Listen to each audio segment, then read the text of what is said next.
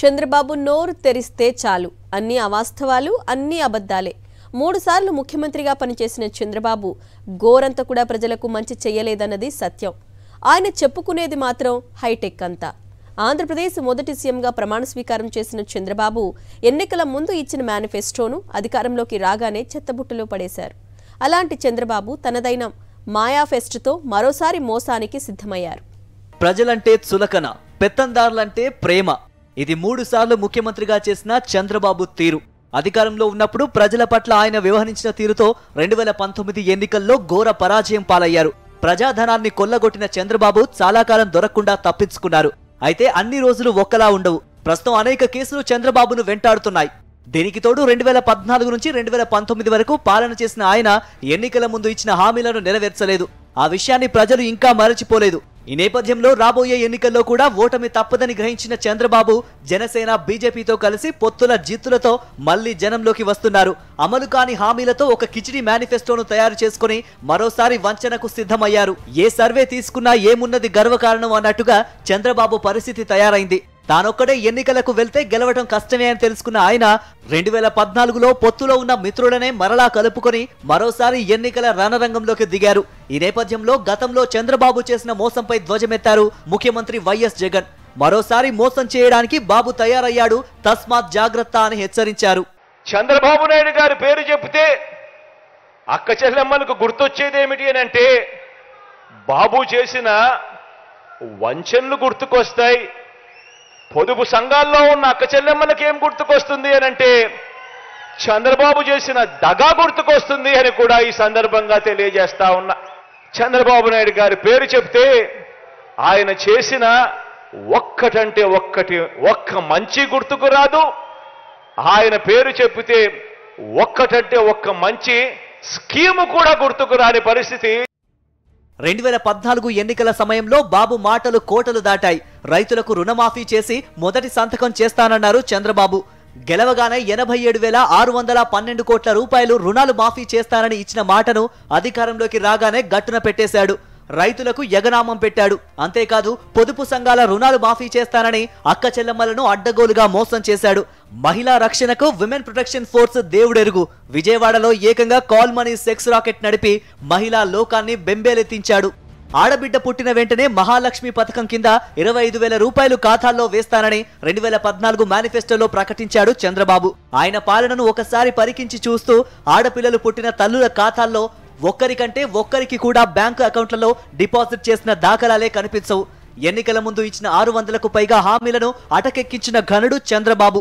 చంద్రబాబు నాయుడు గారి ఎన్నికల మేనిఫెస్టోలు 2014 ఇచ్చిన మేనిఫెస్టోలు పేజీ నెంబర్ 16, పేజీ నెంబర్ 17 2 అక్క చెల్లెమ్మల కోసం కేటాయిస్తున్నాను అని చెప్పి హామీలు ఇచ్చాడు. 2014లో ఇదే ముగ్గురు కలిసి మీటింగులు పెట్టి ఇచ్చిన హామీల పరిస్థితి ఏమిటి అని ఒక్కసారి ఆలోచన చేయమని అడుగుతా ఉన్నా. మద్యం బెల్ట్ షాపులను రద్దు చేస్తూ తెలుగుదేశం పార్టీ అధికారంలోకి రాగానే 2వ సంతకం చేస్తుంది అన్నాడు. పొదుపు సంఘాలు రుణాలు అధికారంలోకి రాగానే రుణమాఫీ చేస్తామన్నారు. పుట్టిన ప్రతి ఆడబిడ్డకు మహాలక్ష్మి పేరుతో 25,000 రూపాయలు బ్యాంకుల్లో డిపాజిట్ చేస్తామన్నారు. పండంటి బిడ్డ పథకం ద్వారా పేద గర్భిణీ స్త్రీలకు 10,000 రూపాయలు అందజేస్తామన్నారు.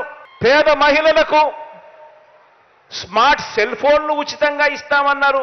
12 వంట గ్యాస్ సిలిండర్లు, ఒక్కొక్క గ్యాస్ సిలిండర్ల మీద 100 రూపాయలు సబ్సిడీ, అంటే సంవత్సరానికి 1,200 రూపాయలు సబ్సిడీ, 5 ఏళ్లలో 6,000 రూపాయలు సబ్సిడీ ఇస్తామన్నారు.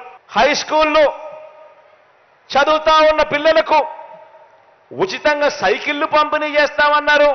మహిళా పారిశ్రామికవేత్తలను ప్రోత్సహించేందుకు కుటీర లక్ష్మి అనే పథకం తీసుకువచ్చి ఆర్థిక స్వావలంబన ఇస్తామన్నారు. ఇవన్నీ కూడా కేవలం అక్క చెల్లెమ్మలకు సంబంధించిన 9 పథకాలకు సంబంధించిన అంశాలు. చంద్రబాబు ఆదేశాలతో వైఎస్ జగన్ ప్రభుత్వంపై కేసులు వేశారు పచ్చ బ్యాచ్ కు చెందిన కుట్రదారుడు. దాంతో అక్క చెల్లెమ్మల పేరిట ఇళ్ల పట్టాలు ఇవ్వాలన్నా, గవర్నమెంట్ బడుల్లో నాడు నేడు కార్యక్రమం అమలు చేయాలన్నా, ఇంగ్లీష్ మీడియం తేవాలన్నా యుద్ధం చేయాల్సి వచ్చిందని అన్నారు సీఎం వైఎస్ జగన్. అయినా వెనకడుగు వేయకుండా పనిచేశామని, ఇలాంటి పరిస్థితుల్లో ప్రజా ప్రభుత్వాన్ని మరోసారి ఆశీర్వదించాలని ఈబీసీ నేస్తం పథకం అమలు సందర్భంగా ఆయన ప్రజలకు విజ్ఞప్తి చేశారు. పేదవాడి భవిష్యత్ మారాలన్నా అవ్వ తాతలకి ఇంటికే పెన్షన్ వచ్చి ఇవ్వాలన్నా, అక్క చెల్లెమ్మల కుటుంబాలు బాగుపడాలన్నా, ఆ అక్క చెల్లెమ్మల పిల్లల చదువులు గొప్పగా కొనసాగాలన్నా,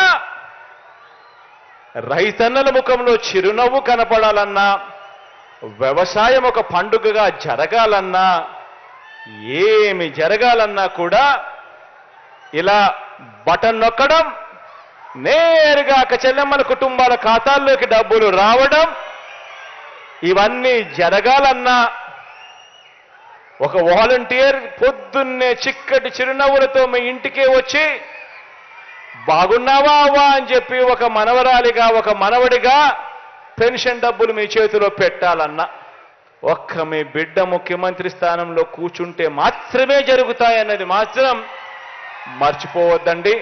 2014లో జట్టు కట్టిన పార్టీలే ఇప్పుడు మరలా పొత్తు కుదుర్చుకున్నాయి.